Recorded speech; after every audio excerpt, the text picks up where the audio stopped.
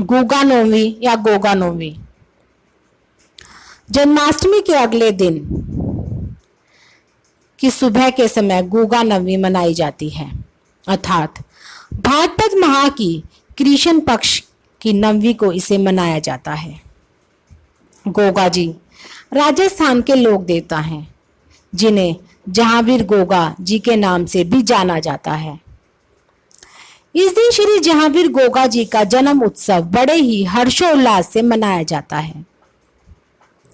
इस अवसर पर बाबा जहांवीर गोगा जी के भक्तगण अपने घरों में इष्ट देव की धाड़ी धान वेदी बनाकर अखंड ज्योति जागरण कराते हैं तथा गोगा देव जी की शौर्य गाथा एवं जन्म गाथा सुनते हैं। इस प्रथा को जहांवीर का जोत कथा जागरण कहते हैं। इस दिन कहीं मेले लगते हैं तो कहीं भव्य शोभा यात्रा निकाली जाती है। ऐसी मान्यता है कि श्री गोगा देव भक्तों की सभी मनोकामनाएं पूर्ण करते हैं। गोगा देवता की पूजा श्रावण मास की पूर्णिमा यानी रक्षाबंधन से आरंभ हो जाती है। यह पूजा पाठ 9 दिनों तक यानी नवमी तक चलती है, इसलिए इसे गोगा नवमी कहा जाता है। गोगा नवमी पर्व 8 दिन तक मनाया जाता है और 9वें दिन गोगा नवमी को गोगा मंदिर में पूजा अर्चना की जाती है और प्रसाद के रूप में रोट और चावल आटा चढ़ाते हैं। भक्त लोग कथा का श्रवण करते हैं। गोगा नवमी के दिन नागों की पूजा करते हैं। मान्यता है कि गुगा देवता की पूजा करने से सांपों से रक्षा होती है। गुगा देवता को सांपों का देवता भी माना जाता है। इस अवसर पर गुगा कथा को गाने वाली मंडलियां घर घर जाकर गुगा का गुणगान करती है। पंजाब और हरियाणा समेत हिमाचल प्रदेश के कुछ क्षेत्रों में इस पर्व को बहुत श्रद्धा और विश्वास के साथ मनाया जाता है। गुगा नवमी की ऐसी मान्यता है कि पूजा स्थल की मिट्टी को घर पर रखने से सर्प भय से मुक्ति मिलती है। गुगा नवमी पूजन विधि। रसोई की दीवार के किसी एक भाग पर गुगा नवमी बनाते हैं और फिर उसके सामने ही जोत जलाई जाती है। एक मोटी सी रोटी बनाकर उस पर घी भुरा रखकर साथ में एक कटोरी में चावल की खीर बनाकर रखते हैं। गोगा महाराज को रोली से तिलक करते हैं। स्वयं के और घर के सदस्यों को हल्दी का टीका लगाते हैं। हाथ में गेहूं के दाने लेकर धोख मारते हैं और मन में प्रार्थना करते हैं कि हे गोगा महाराज, घर में सभी का कल्याण हो, सब ठीक ठाक रहे तथा सब पर अपनी कृपा दृष्टि बनाए रखना। उसके बाद पूजा में रखा सारा सामान किसी कुम्हार को अथवा किसी जोगी को दे दिया जाता है। लोटे के पानी को किसी पौधे में दे देना चाहिए और उसके बाद परिवार के सभी लोग वहीं खाना भी खाते हैं। गुगा जन्म कथा। गुगा नवमी के विषय में एक कथा प्रचलित है, जिसके अनुसार काछला और बाछला 2 बहनें थीं। गुगा मारू देश का राजा था और उसकी मां बाछला गुरु गोरखनाथ जी की परम भक्त थी। एक दिन बाबा गोरखनाथ अपने शिष्यों समेत बछला के राज्य में आते हैं। रानी को जब इस बात का पता चलता है तो वह बहुत प्रसन्न होती है। इधर बाबा गोरखनाथ अपने शिष्य सिद्ध धनेरिया को नगर में जाकर फेरी लगाने का आदेश देते हैं।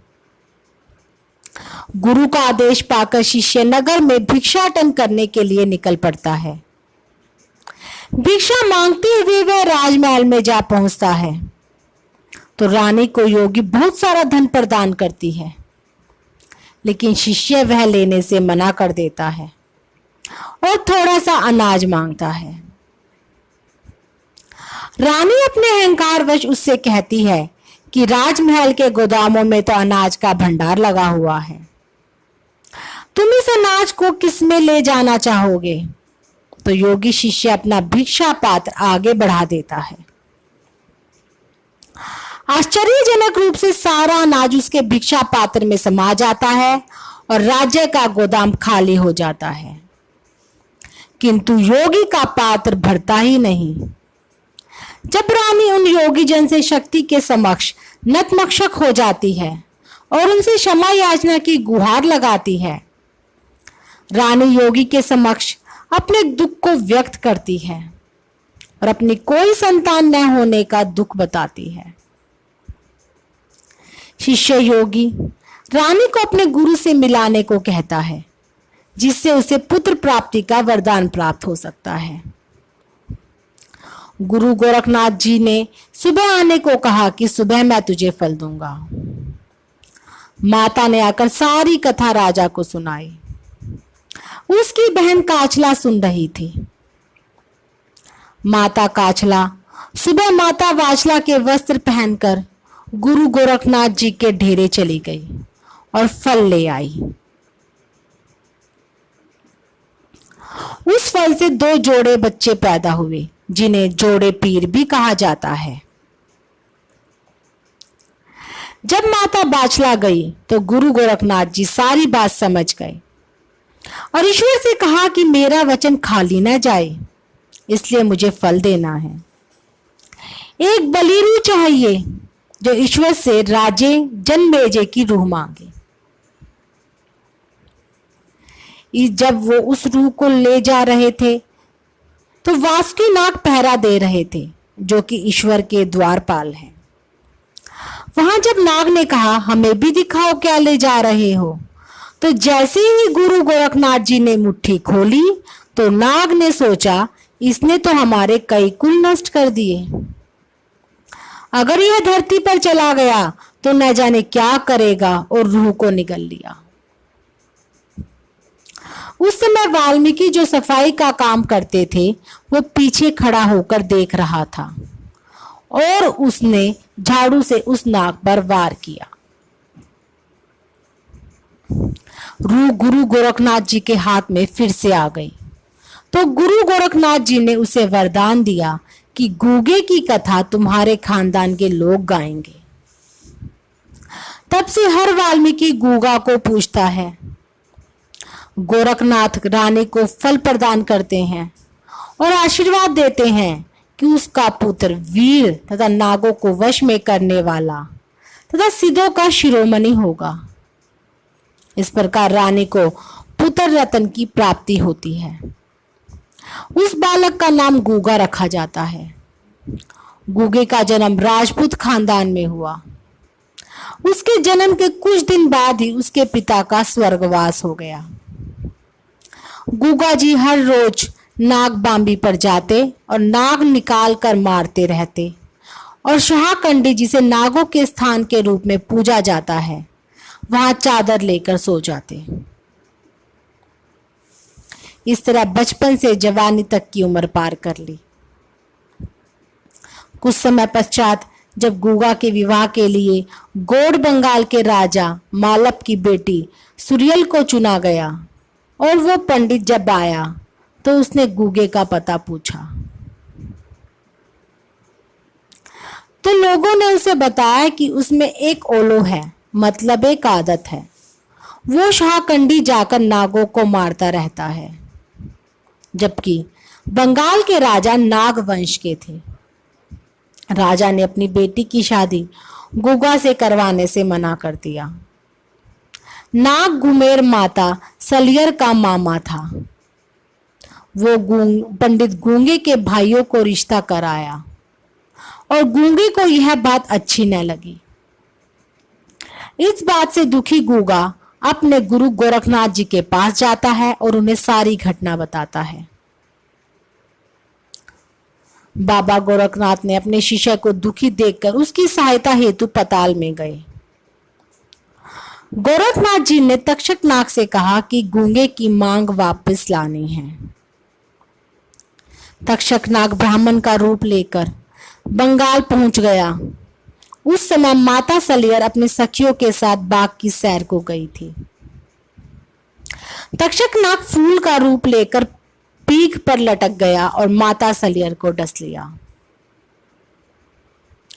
राजा के वेद उस विष का तोड़ नहीं जान पाते। फिर ब्राह्मण का रूप लेकर तक्षक नाग एक कुएं पर बैठ गया और कहा कि मैं इलाज कर सकता हूं। उसे भी दरबार में बुलाया गया। जब उसने डाली का झाड़ किया तो उससे माता सलिया ठीक होने लगी। फिर दूसरी डाली करने से सेहत और खराब हो गई। तो तब उसने कहा कि इसका मंगना पहले जिस जगह हुआ है वहां करना पड़ेगा, तब भी ठीक होगी। राजा ने मान लिया। उसने लिख के ले लिया और माता को ठीक कर दिया। अब जब राजा ने विचार किया कि वहां रिश्ता करना नहीं चाहते, तो मंत्रियों की सलाह पर 1.25 किलो राई बांध दी और कहा, एक दाने के पीछे एक बाराती आए, और कहा अगर बारात कम हुई तो रिश्ता नहीं करेंगे। इस पर गुरु गोरखनाथ जी ने रिश्ता स्वीकार कर लिया और सभी नागों और देवताओं को बारात में आने का न्योता दे दिया। अब बारात विवाह के लिए रवाना हुई।